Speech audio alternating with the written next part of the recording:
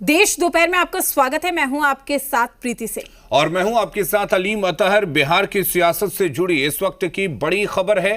सूत्रों के मुताबिक 9 अप्रैल को दिल्ली में जेडीयू राष्ट्रीय परिषद की बैठक होगी, जिसके बाद राष्ट्रीय कार्यकारिणी की भी बैठक होगी।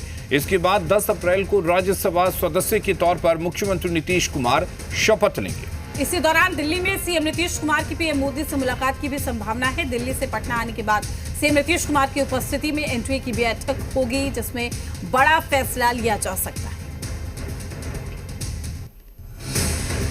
तमाम जानकारी के साथ हमारे संवाददाता रजनीश हमारे साथ जुड़ चुके हैं। रजनीश, क्या कुछ जानकारी आपके पास इस बैठक को लेकर?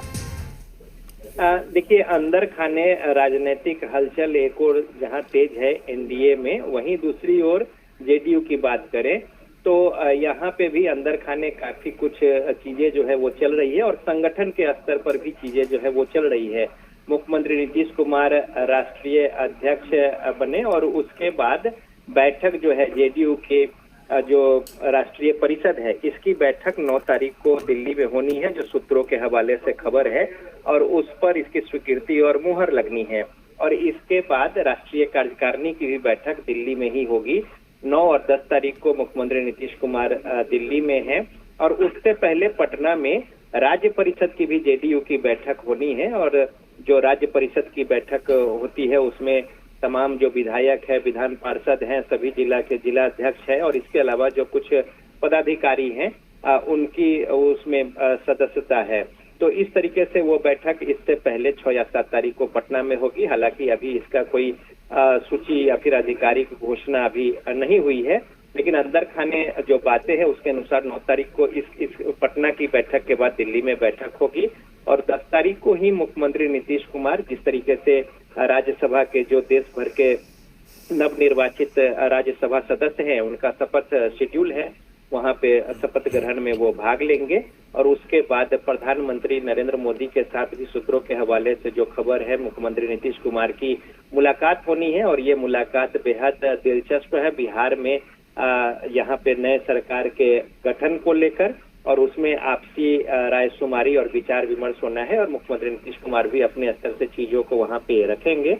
और वहां से लौटकर जब मुख्यमंत्री नीतीश कुमार पटना पहुंचेंगे तो यहाँ पे एनडीए की बैठक होगी बाजाबता और उसके बाद सरकार के गठन की प्रक्रिया जो है वो शुरू होगी नई सरकार की।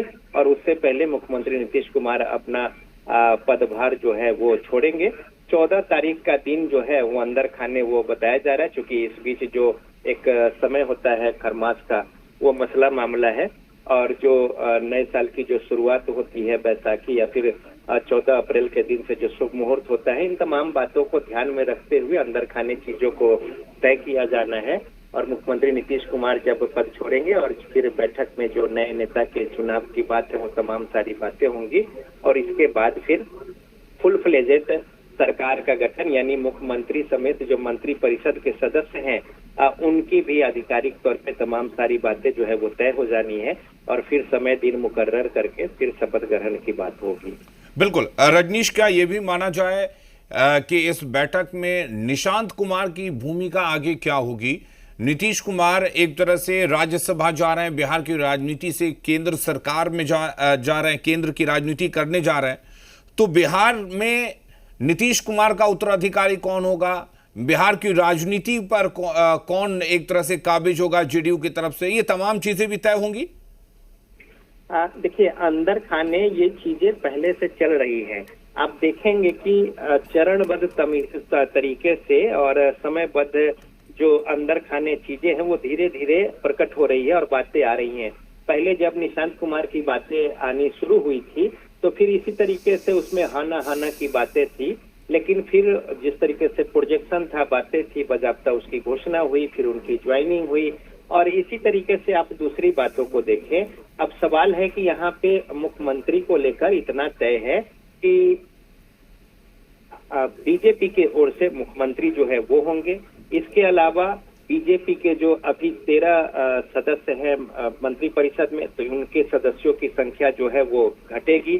26 सदस्य हैं अभी मुख्यमंत्री नीतीश कुमार समेत, जिसमें कि 9 जेडीयू मुख्यमंत्री नीतीश कुमार के साथ और 13 जो है वो बीजेपी के हैं, और जबकि 2 एलजेपी रामविलास के, एक जीतन राम मांझी की पार्टी हम की ओर से और एक उपेंद्र कुशवाहा की पार्टी राष्ट्रीय लोक मोर्चा की ओर से 4 सदस्य हो गए कुल मिलाकर। लेकिन अब जेडीयू के सदस्यों की संख्या अगर अंदर खाने सूत्रों की बात माने तो मंत्री परिषद में उनकी संख्या बढ़ेगी और उनसे कम संख्या जो है वो बीजेपी की होगी, लेकिन मुख्यमंत्री बीजेपी के होंगे। और इसके अलावा जो समायोजित करना है एनडीए में जो दूसरे घटक दल हैं उनके सदस्यों की संख्या भी उसी तरीके से होगी, कुछ एक आगे पीछे करके। तो कुल मिलाकर अब बिहार में बीजेपी बड़े भाई की भूमिका में होगी और जेडीयू छोटे भाई की भूमिका में होगी, लेकिन मंत्री परिषद में जेडीयू के सदस्यों की संख्या, मंत्रियों की संख्या जेडीयू के कोटे से बीजेपी से ज्यादा होगी। तो अंदर खाने लगभग ये सब भी तय हो गया है और किसकी क्या कुछ भूमिका होगी कमोबेश वो चीजें भी तय हो गई है।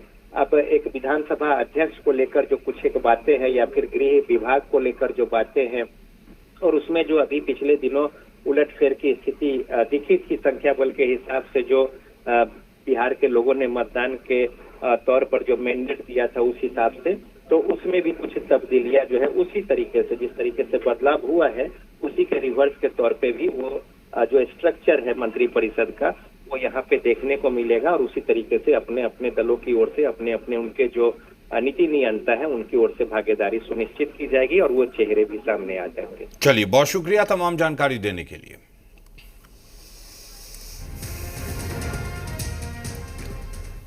नेता प्रतिपक्ष तेजस्वी यादव कानून व्यवस्था को लेकर